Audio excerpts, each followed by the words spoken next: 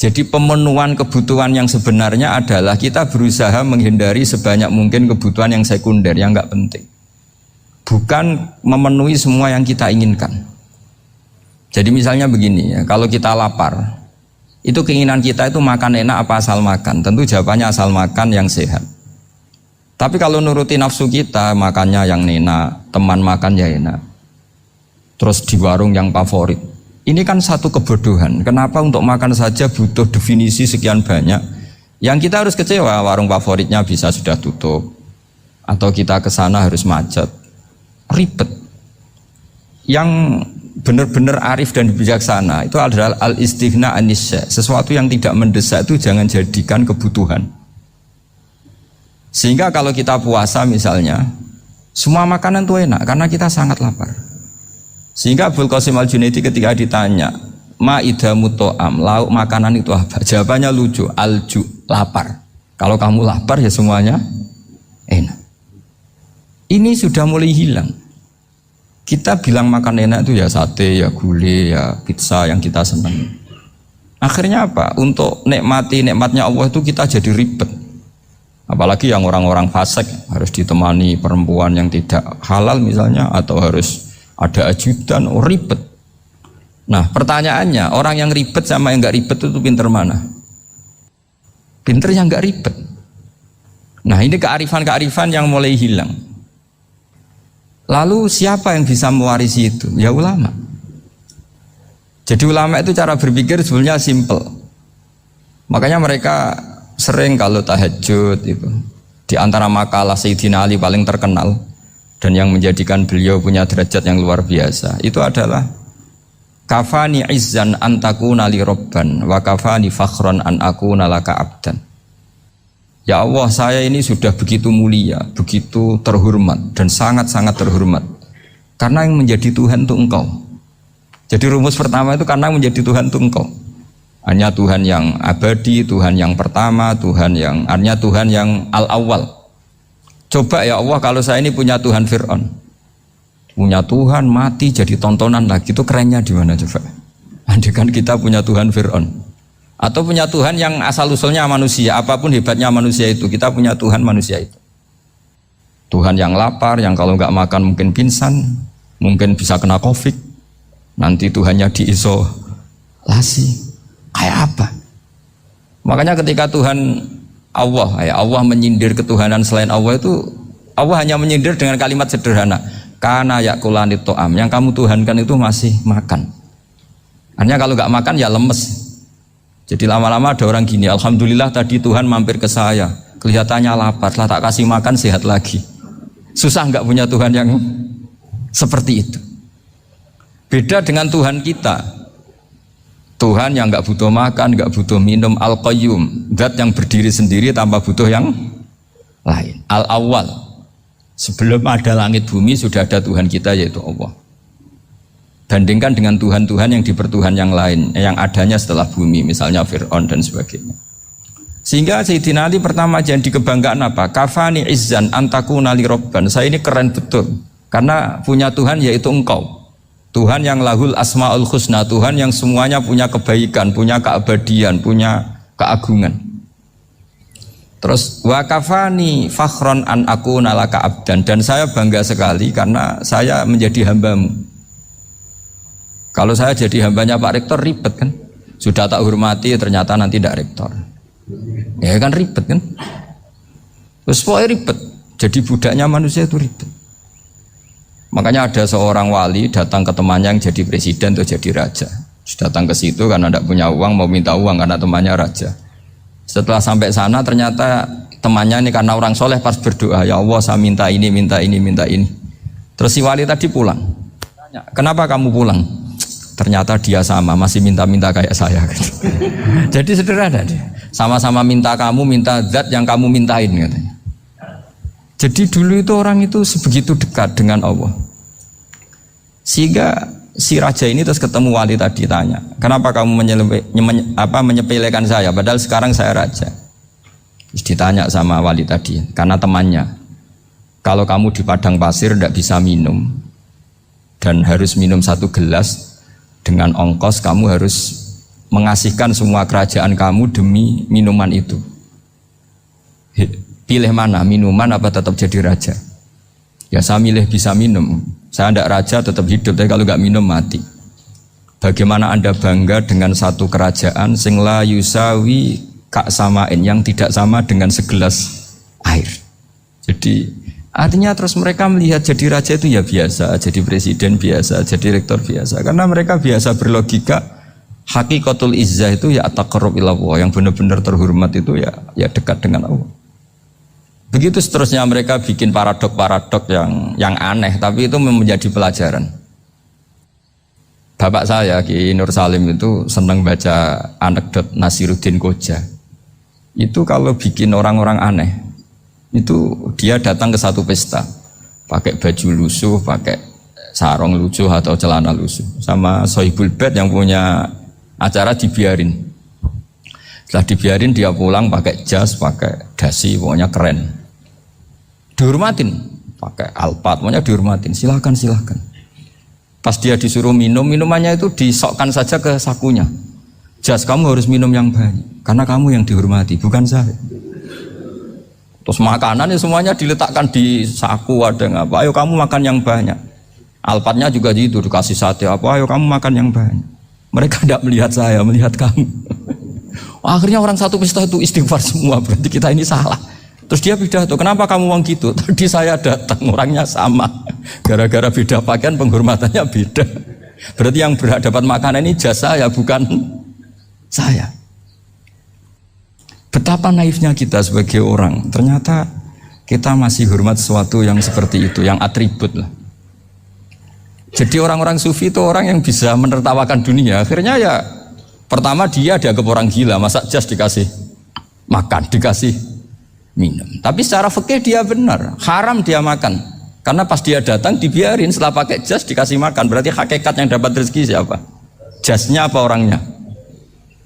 Jasnya apa orangnya? Jasnya. Jadi itu orang-orang sufi, kearifan orang-orang dulu itu bisa ngelola hal-hal yang keseharian menjadi luar biasa. Ada seorang wali melihat istrinya makan satu piring, anaknya makan satu piring, ditanya, kalian kenyang? Wah, kenyang sekali. Melihat anaknya minum kopi satu cingkir, senang. Kalian senang sekali. Wah, kalau senang dengan hal-hal yang murah bisa, ngapain harus senang dengan hal-hal yang mewah? Bodoh sekali saya. Sehingga terus mereka bisa qanaah. Qanaah itu ya hidup itu simpel, sederhana.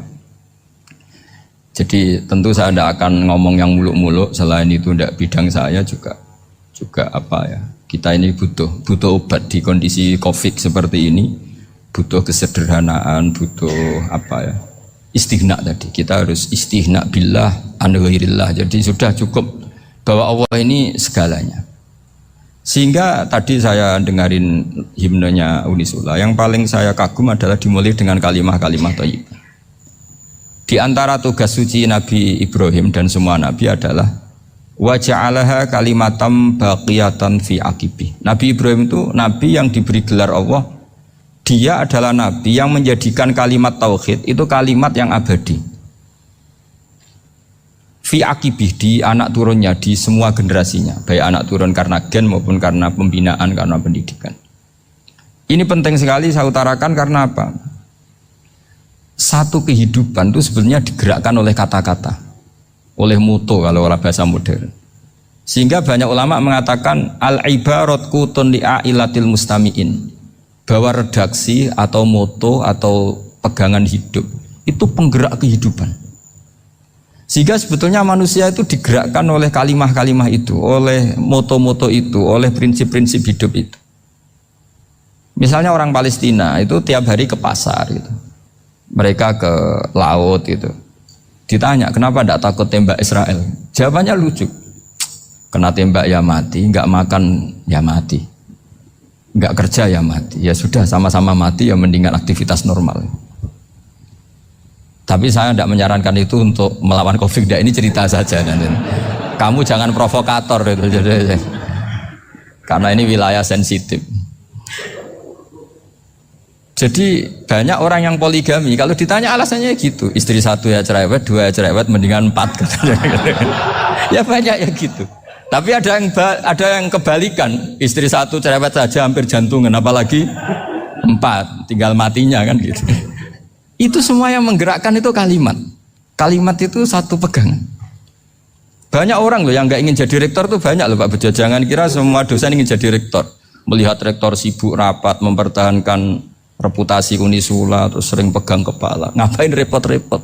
Jadi tukang sapu aja dapat gaji, ngopi, rokokan, selesai. Bodoh amat jadi rektor, mikir orang banyak. Banyak loh orang yang nggak ingin jadi presiden tuh banyak. Karena ngopi nyaman, nggak ada yang ganggu. Mau tidur sampai jam 9 siang juga nggak ada yang ganggu. Sehingga mereka melihat pegawai negeri itu gak keren, orang kok diatur jam, disiplin. Itu memang cara Allah membagi rahmat. Mau kamu apakan coba? Cara syukurnya dia seperti itu. Bapak saya dulu tuh sering ngajarin saya, diajak jalan-jalan pagi-pagi. Melihat orang ngopi, makan uduk itu bapak seneng. Kok enak jadi wong awam. Ngene esuk-esuk nyemak bocah kesel kabeh kono enak ngopi rokokan. Bapak kadang iri sama orang awam itu iri. Sudah gitu berharap masuk surga kan enak sudah gitu. Tahu-tahu mati, tidak tahu ke surga apa ke neraka ya tidak tahu. Jadi nah, orang dulu itu orang yang bisa mensederhanakan dunia. Sehingga ya sudah cara bahagia. Makanya saya alhamdulillah saya ini kerjasama sama UII sama beberapa kampus. Memang amdan itu sengaja. Kampus itu ya punya sistem yang nggak bisa mewakili sistem kiai. Kiai juga punya sistem yang nggak terwakili oleh kampus juga sebaliknya, saling melengkapi. Saya sering ketemu rektor UII, rektor kampus-kampus Islam. Mereka cerita, Gus pendidikan pondok harusnya dimodernkan gini-gini. Saya bilang, kalau pondok modern kayak kampus itu nanti saya ketemu Allah nggak bisa jawab. Kenapa Gus? Saya beri contoh gini. Kalau misalnya perempuan perawan lah atau apa saja, namanya perempuan, mau tanya tentang menstruasi atau haid. Kalau semuanya sistem kampus, dia harus kuliah dulu, registrasi dulu, kuliah dulu, bayar dulu, dan dapat jawabannya nunggu mata kuliah pas itu. Bandingkan kalau sistem pondok, saya tuh sering ke pasar sama anak saya dicegat sama ibu-ibu, Gus, anak saya ngalami gini-gini, keluar darah terus menerus, nggak 6 hari tapi 1 bulan penuh. Itu hukumnya apa Gus ya? Nanti saya mau sowan ke jenengan. Nggak usah sowan di sini aja. Ya sudah, sebelum mengeluarkan darah yang rutin seperti itu biasanya haidnya berapa hari? 6 hari ya sudah ikut yang 6 hari, yang lainnya istighatsah. Ngoten tok Gus, ya udah ya. Begitu terus di masalah udhiyah. Ya coba kalau semuanya pakai sistem kampus, daftar dulu, bayar dulu. Jadi ini nggak ada jawabannya, nunggu mata kuliah itu baru dapat jawaban. Itu biasa nggak sholat bertahun-tahun karena belum ada jawaban tentang itu. Nah itu kalau misalnya orang mati, tahunya cara apa memulasara jenazah itu nunggu kuliah dulu, pas mata pelajaran itu dulu, baru menangani orang mati. Berarti orang mati itu tergeledak semua. Tapi kalau kiai kan enggak, kesini orang mati terbakar, kalau dimandiin malah badannya copot-copot, itu gimana hukumnya? Ini ada orang mati Gus Kendat, ini disolati apa enggak? Ada orang mati apa itu oplosan ya kan? Itu disolati enggak? So sering ditanya gitu. Gak usah registrasi Pak Rektor, gak usah registrasi, gak usah daftar, gak usah seminar. Makanya kalau orang kampus wani kiai itu ya kualat tenan itu, karena ini yang on time. Ya. Tapi pondok seperti saya ya ikrar seikrar-ikrarnya. Pentingnya kampus karena melatih efisiensi waktu, disiplin, tata kelola manajemen sehingga kita ya hormat. Tapi tadi kita harus saling melengkapi sehingga saya tunjukkan ke publik bahwa saya hormat sekali sama polisi, sama tentara. Coba kita bisa apa ngadepi bandar narkoba kalau enggak polisi? Bisa apa coba menjaga NKRI kalau enggak tentara? Begitu juga ya sudahlah kita memang fa inna yadallahi ma'al jamaah, kita berkah itu kalau bersama-sama, tidak bisa kita sendiri. Nah lalu orang kayak saya itu ya beberapa kali sebetulnya saya itu ditawanin jadi doktor honoris causa apa. Kekhawatiran saya satu Pak Bejo, takut pas gak punya uang itu dokter gak ada duit kan gak pantas gitu. Jadi repot gitu, daripada beban lah sudahlah gak usah dokter. Jadi kalau gak punya uang ya pantas, terus kalau ngebis ya pantas. Suatu saat kalau mati gak ada yang hadir ya pantas, enggak dokter gitu. Kalau sudah dokter kok masuk neraka, kayaknya apalagi rektor kampus Islam kok masuk neraka itu kan kok kayak agak pas itu. Misalnya rektor Unisiola ditanya mungkar nakir, nggak bisa kan kayak gimana gitu. Makanya harus sering ngaji saya supaya nggak malu di depan mungkar nakir. Masa rektor ditanya mungkar nakir nggak bisa. Harus berani bentak. Ini saya rektor loh Pak mungkar nakir. Masa kalau wali-wali dulu berani. Masyhur di cerita wali-wali ditanya marabbuka manabuka. Saya ini guru tauhid. Kok kamu tanya marabbuka manabuka yang ngelotok? Kamu tidak pernah ngaji, enak aja tanya. Jadi wali-wali itu ya rileks ngadepi mungkin. Saya yakin rileks wali di Bang Pak Rektor. Saya yakin itu. Karena wali itu lebih dekat Allah. Sehingga orang dulu itu saya ulang lagi ya, ada satu kearifan namanya hidup itu apa? Hidup itu adalah cari sebanyak mungkin supaya hidup itu tidak tergantung pada banyak hal. Sehingga misalnya cara berpikir orang-orang modern itu sebenarnya banyak orang-orang ilmuwan yang nggak ngagumi Amerika. Bukan karena angkuh ndak. Untuk mempertahankan kebesaran negara sebesar itu, kebutuhan listriknya besar, kebutuhan tentaranya besar, kebutuhan apa? Sementara negara kayak Venezuela atau Swiss kebutuhannya ada banyak. Pertanyaannya, yang tergantung dengan banyak hal sama yang tidak tergantung banyak hal, itu pinter mana? Kalau dibalik pertanyaannya gitu, negara-negara maju itu tidak keren kalau dibalik pertanyaannya. Orang yang untuk mempertahankan eksistensinya banyak, butuh banyak hal, dengan yang tidak butuh banyak hal, itu pinter mana? Orang yang bahagianya nunggu jadi dokter, nunggu jadi kiai besar, kiai viral, dengan orang yang bahagia cukup dengan ngopi, itu pinter mana? Tapi kalau dibalik pertanyaannya, orang yang taunya nikmat hanya kopi, dengan nikmat yang banyak, pinter mana? Makanya Mbah Mun tuh kalau guyon itu lucu. Aku ikut saake ambek wong desa sing mlebu swarga. Saya dulu eskal mlebu swarga kok disakeni. Akhirnya beliau memberi penjelasan. Wong desa iku roe pakanan enak, iku mau kopi mbek uduk. Lah swarga iku mau nuruti sing dikarepno. Akhirnya semua mangan wis ngopi, nguduk, ngopi ora roh pakanan liyane iku ora roh. Nasi mandi yo ora roh, pizza yo ora roh apa-apa. Terus saya bilang, wah lah niku nak nganti selera tentang wanita cantik. Iku juga sederhana. Rontok pesek ya wis cantik, rontok ireng ya wis. Apa bidadarinya seperti itu karena saking enggak pengalamannya. Jadi surga itu kan nuruti apa yang diinginkan. Kira-kira keinginan orang kampung kalau di surga itu apa coba? Makanan apa coba? Ya nak senengnya ketemel gemblong itu. Artinya malaikat lebih suka nangani surganya orang-orang kampung di Bang Pak Rektor. Ini sudah ribet ini. Makanan apa saja sudah harus dicoba. Terus kalau di mall tahu orang macam-macam, seleranya macam-macam pasti. Enak mana kalau sampai jadi malaikat pelayan surga? Suka ngelayani orang kampung apa yang orang kota? Orang kampung kan? Jadi ya itu guyon ya, guyon tapi itu menjadi pikiran kita bahwa orang yang banyak kebutuhan itu sebetulnya banyak kebodohannya karena menggantungkan kebahagiaannya dengan banyak hal.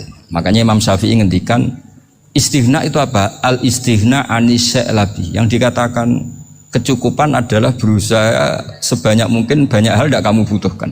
Bukan memenuhi semua kebutuhan kamu karena nafsu kamu ini tidak ada batasnya gitu. Kalau kamu penuhin nggak akan selesai.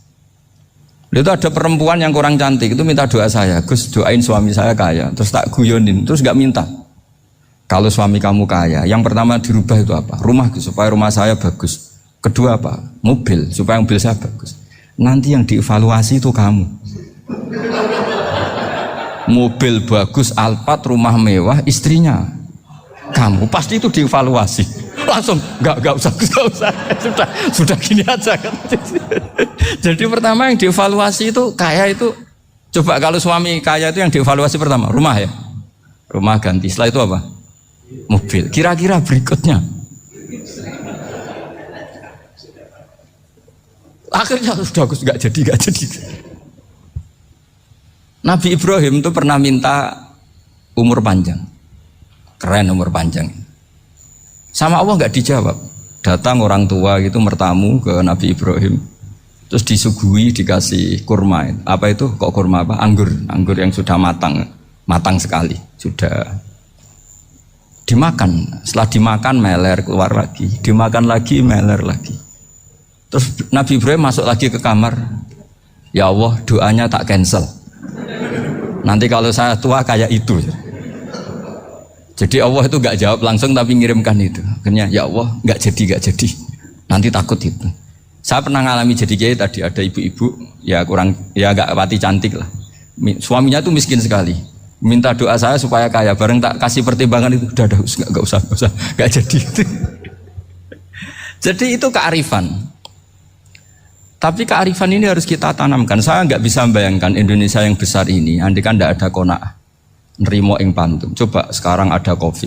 Andai kan Indonesia itu kayak Perancis. Saya beberapa kali punya tamu orang yang hidup lama di Perancis, bahkan dapat istri orang Perancis. Itu dulu nggak begitu mencintai Indonesia. Tapi setelah di Perancis 2 tahun, wah Indonesia hebat. Di Perancis itu kata dia kalau cerita, semua kebutuhan masyarakat itu dibebankan ke negara. Apa saja minta negara, apa saja nyoal negara. Sementara Indonesia, coba kalau Indonesia mengalami seperti ini kok tidak ada qanaah rimo ing pantum, bisa kios Indonesia. Orang miskin nyalahkan negara, kelaparan nyalahkan negara, apa saja. Tapi barokahnya dididik kiai, jogeman nyalahno wong liya. Urip pun romo ing pandum, diame. Sampai gak ngerti kalau Covid. Banyak tuh orang-orang kampung itu, orang lugu-lugu itu. Mbah niki saking Covid, salam ning Covid, muga-muga umure panjang. Dikira Covid itu nama orang yang ahli sosial itu. Mbah niki dana saking Covid. Matur nuwun sampekno salamku, muga-muga umur panjang. Bingung kan yang nganterin ini. Ini gimana yang mau menjelaskan? Memang nggak paham. Ribet kan. Tapi saya pastikan bahwa dengan keadaan seperti ini kita bahagia, kita stabil, itu jelas barokahnya kalimat tadi, moto tadi atau pegangan hidup tadi. Makanya disebut al-ibarat qutun li ailatil mustami'in, bahwa redaksi atau kata-kata atau pegangan atau filosofi hidup, apalah namanya itu adalah penyemangat. Penyemangat. Karena kata-kata ini memang luar biasa. Ketika sahabat perang demi kebenaran, zaman itu ya pasti benar karena yang dibela Nabi. Dulu itu kan enak zaman Nabi, yang dibela mesti benarnya, musuhnya mesti salahnya. Sehingga dulu itu memang harus tegas. Kalau sekarang mau tegas gimana? Yang kamu bela tidak mesti benar, musuhnya tidak mesti salah. Ribet kan kalau misalnya saya tukaran sama Pak Rektor, kamu mau bela mana kan bingung. Saya tidak mesti benar, saya tidak Nabi. Pak Rektor apalagi nggak mesti benar lagi kan? Ribet kan? Jadi kalau kita mau perang sekarang itu mau pede gimana? Enggak. Makanya banyak ulama sekarang tuh mau tegas tuh nggak berani karena ya banyak hal yang abu-abu lah wilayahnya. Misalnya pilihan presiden atau pilihan bupati, pilihan menteri. Kamu mati-matian bela itu, yang kamu bela tidak mesti benar, musuh kamu tidak mesti salah. Misalnya pilihan bupati, wah ini kabupaten ini baik kalau bupatinya ini, yang satu bilang ini, terus tim suksesnya kamu tanya, kamu yakin? Ya tidak juga. Lah kenapa semangat? Kan saya botohnya, paling alasannya ya itu aja, bukan yang lain. Beda dengan zaman Nabi, Nabinya mesti benar, Abu Jahalnya mesti salah, kan enak aturan mainnya jelas. Singkat cerita dalam perang itu banyak sahabat yang ngalami luka, ngalami apa gitu. Kemudian curhat lah ke Nabi, ya Nabi gara-gara derekkan jenengan, ngikuti jenengan saya harus ngalami seperti ini. Ngiranya orang itu diapresiasi sama Allah keluarnya. Ternyata sama Allah gak diapresiasi. Malah diturunkan ayat intakunu ta'lamuna fa innahum ya'lamuna kama ta'lamun wa tarjuna minallah malah yarjun. Kalau kamu sakit karena perang, orang-orang kafir itu ya sakit. Itu saja berani padahal demi kekafiran. Wa tarjuna minallah ma la yarjun, padahal kamu punya nilai lebih yaitu berharap kepada Allah yang mereka tidak punya. Saya jadi kiai itu ya kadang mangkel.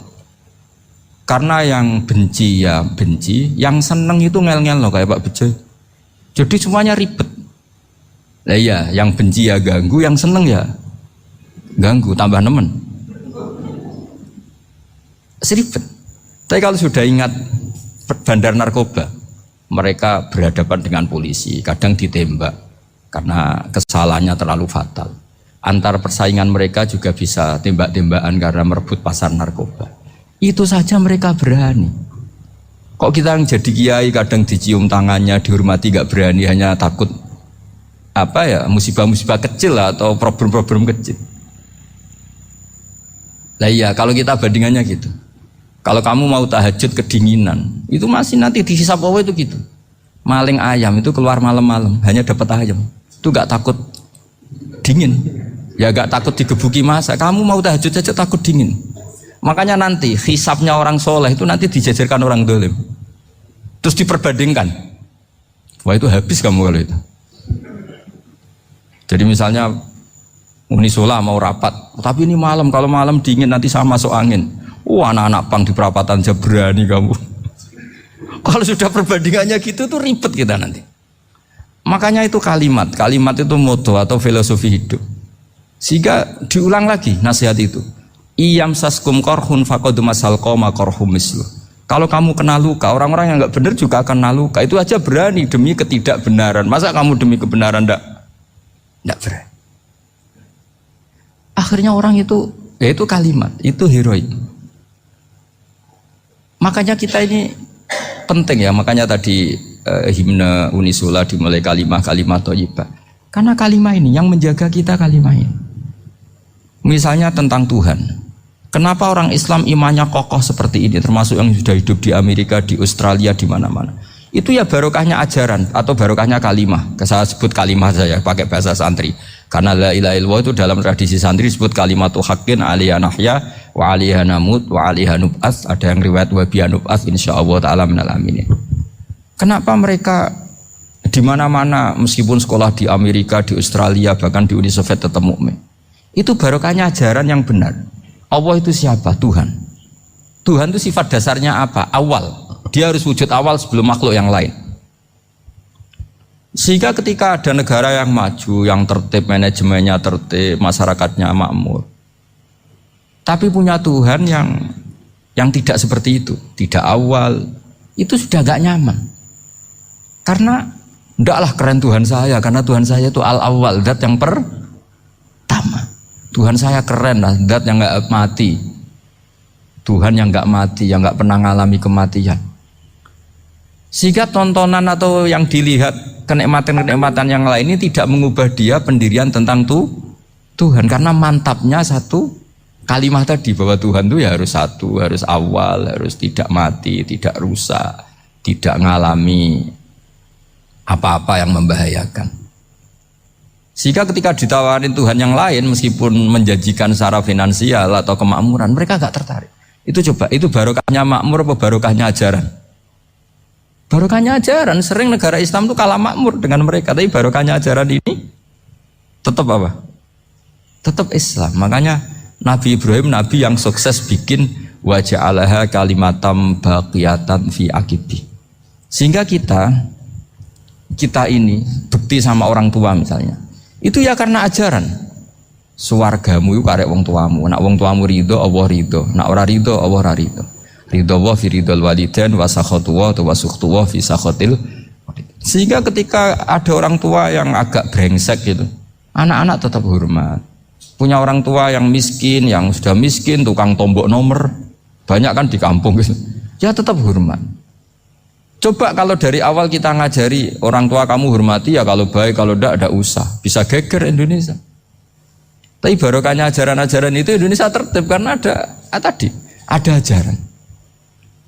Nah ini di sini pesantren dan Unisula semua harus berkontribusi membuat ajaran yang benar itu adalah ciri utama Islam. Sehingga Islam ini dimulai dengan ajaran kalimatu haqqin alaiha nahya wa alaiha namut. Sehingga kita tenang seperti ini. Saya ini termasuk kiai yang tenang. Meskipun kata orang banyak saya ini kiai besar, tapi termasuk kiai yang paling tenang. Termasuk yang paling tenang. Karena saya ini pakai mazhab orang-orang hebat.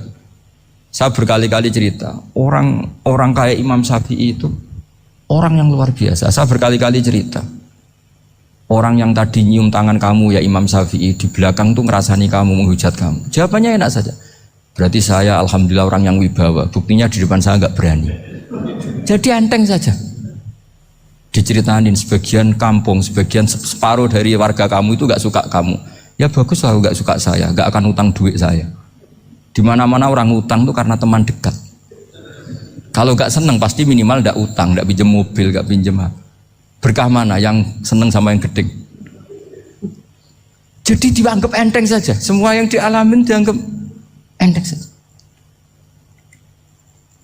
Misalnya punya istri pemarah, ya baguslah marahin suami. Kalau marahin tonggo malah ribet. Jadi kamu harus terima kasih kalau dimarahin istri. Baguslah marahin saya mah, kalau marahin tonggo ribet. Jadi enteng saja.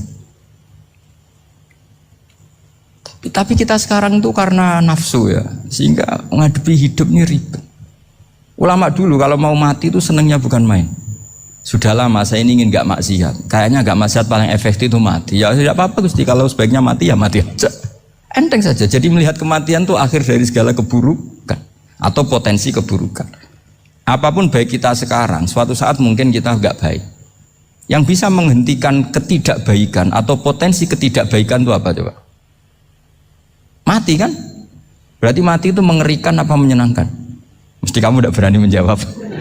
Meskipun secara ilmu kamu berani, tapi secara rasa agak berani kan? Saya ulang lagi ya, yang bisa menghentikan keburukan atau potensi keburukan itu apa coba? Apa? Kematian. Berarti kematian itu menyenangkan atau menyusahkan? Apapun kamu tidak berani jawab karena kamu agak-agak duniawi itu kelihatannya. Tapi secara ilmu, kamu tahu kan kalau mati itu tidak buruk-buruk banget.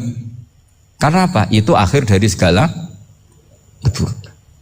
Sehingga Nabi ngajarkan kalimat itu begitu luar biasa. Allahumma ahyini makanatil hayatu khairan li wa tawaffani makanatil wafatu khairan li. Nabi melihat dunia itu begitu indah. Ya Allah, kalau saya ini hidup, anggap saja hidup ini ziyadatan li fi kulli khairin, menjadi modal saya menambah segala kebaikan. Jika suatu saat saya mati, anggap mawon rohatan li min kulli syarrin, itu akhir dari segala keburukan saya. Sehingga mati hidup ya baik karena di situ kita bisa berkontribusi beramal soleh. Mati juga baik karena mengakhiri segala keburukan. Nabi nate ngendikan lagi, ajaban li amril mu'mini inna amrahu kullahu khair. Orang mukmin itu mengagumkan, semuanya baik. In asobathu na'ma syakara fakana khairan lah. Kalau baru dapat nikmat dia syukur, maka itu baik. Wa in asobatu dharra sabara, kalau dapat masalah mereka sabar, itu juga baik. Sehingga orang mukmin dua sisinya pasti baik. Itu juga kalimat, maksudnya moto atau pegangan hidup. Nah berikut ini saya beri contoh, ini kenangan saya, ini contoh terakhir. Masalah jadi orang terkenal maupun tidak. Di sini dicontohkan Imam Ghazali di halaman 367 di kitab saya 367. Juznya 3 di kitab Ihya Ulumuddin. Di sini beliau cerita betapa untuk menjaga ikhlas sebaiknya orang itu tidak terkenal, tidak syuhrah, tidak terkenal. Oke, itu kita sepakat ya, karena kalau terkenal mungkin orang dipaksa publik dengan tanda kutip untuk selalu berbuat baik, tapi karena jaim lah, jaga image atau apa. Tapi ketika dibalik pertanyaannya, kamu rela yang terkenal itu orang nggak benar, sementara yang orang benar itu nggak terkenal. Lalu masyarakat tahunya yang tidak benar. Kalau pertanyaannya dibalik gitu, orang baik wajib terkenal enggak? Kalau pertanyaannya dibalik seperti itu, dokter yang benar tidak terkenal, yang malpraktek terkenal. Kamu ingin kondisi seperti itu? Nggak ingin kan? Kampus yang bagus nggak terkenal, kampus yang bagus nggak terkenal, yang nggak bagus. Nah, artinya apa? Gara-gara olah kata, olah pikiran, ini logika jadi rubah. Lagi-lagi apa? Jawaban itu ada di kata-kata sebetulnya. Makanya bab-bab seperti ini tidak usahlah kita berdebat, berpolemik. Sebaiknya orang itu humul, menutup diri, apa sebaiknya orang terkenal, itu nggak perlu seperti itu. Sudah terserah Tuhan saja. Makanya saya mulai dulu ngaji sampai sekarang itu ya tidak punya punya ikon tertentu atau punya website tertentu, enggak. Sudah terserah pangeran, sudah. Saya juga tidak sok suci materialistik atau enggak, ya enggak mikir saya. Bukan apa-apa ya, karena saya ini kiai, jadi biasa urusannya sama Allah, tidak sama makhluk. Jadi pusing kalau sama sarah-sarahnya makhluk itu pusing. Meskipun rektor kalau nasihati saya pasti tidak saya terima, itu tetap makhluk, itu sudah ada ngefek kalau saya itu sudah ada itu. Bukan karena saya sombong, ya memang makhluk betul gitu, bukan. Cuma nasibnya bejo aja, tapi makhluk tetap makhluk. Saya beri contoh ya. Ini makalah yang ditulis Imam Ghazali. Ya, i'lam aslahaka Allah anna aslal jahu wa intisarus sayyid atau sayyidi wal istihar. Bahwa mazmum itu.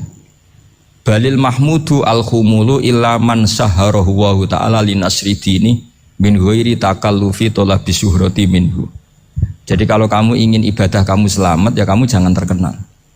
Tapi resikonya adalah kalau kebaikan itu tidak terkenal, maka agak dikenali. Kalau agak dikenali berarti masyarakat hanya punya percontohan yang tidak baik, karena yang baik tidak terkenal.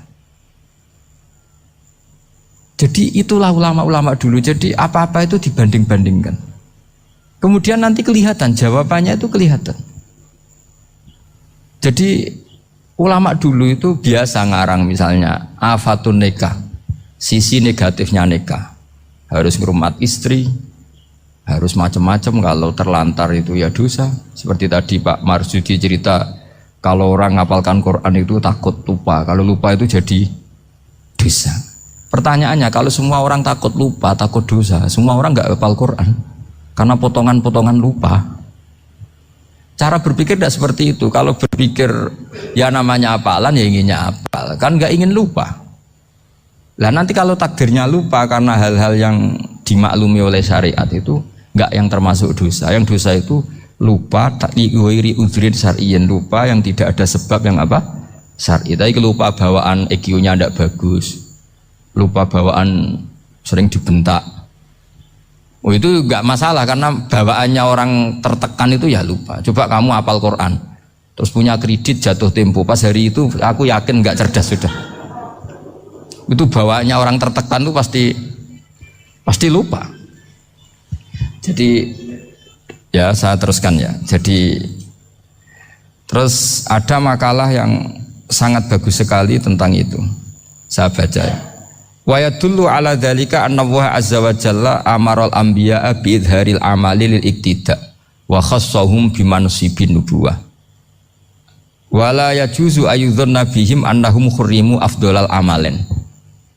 Jadi orang yang terlalu mendewa-dewakan khumul itu menutup diri. Oke, itu baik, karena dengan khumul, dengan menutup diri Anda tidak riya, Anda tidak pamer. Tapi kata Imam Ghazali, kamu juga harus ingat, di antara syaratnya Nabi itu harus mengumumkan kalau beliau itu seorang Nabi.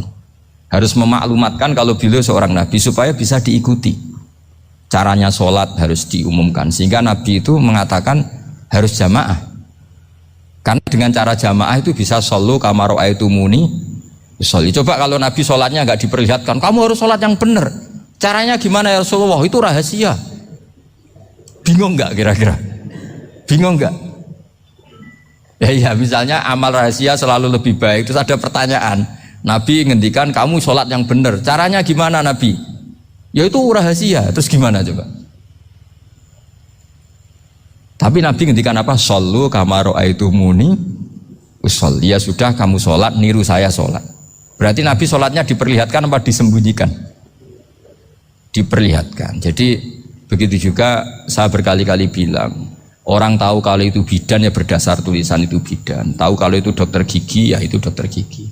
Jangan sampai gara-gara tidak ada tulisan mau beli alat bangunan di dokter gigi, mau periksa gigi di toko bangunan. Gara-gara apa? Nggak ada maklumat. Nah, di sini ulama-ulama selalu memaklumatkan dirinya.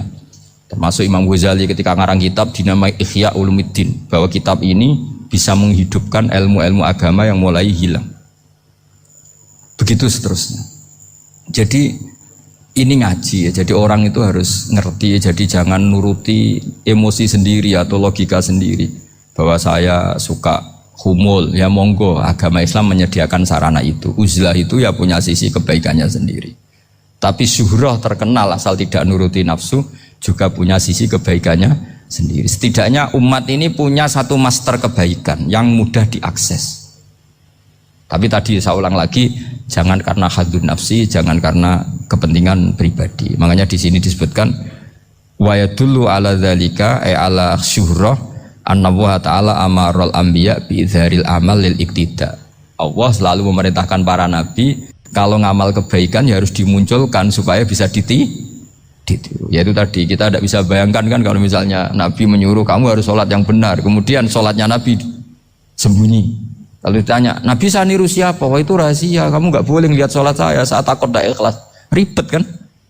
Sehingga jamaah itu statusnya tetap harus. Nah bedanya harus ini ulama berpendapat harus yang apa? Fardu kifayah, tapi fardu itu maknanya harus. Tapi bukan berarti kalau nggak jamaah sholatnya nggak sah, nggak. Tetap tapi statusnya jamaah tetap apa? Harus. Nah barokahnya harus ini orang yang baru sholat, sholatnya langsung benar karena ada yang diikutin. Coba kalau mantan dukun baru sholat terus sholat sendiri, itu mesti mirip mantra ya.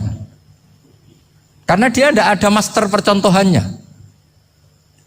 Tapi barokahnya ada master, orang paling bodoh pun kalau sholat ya benar, karena standar ada komandonya, ada imamnya.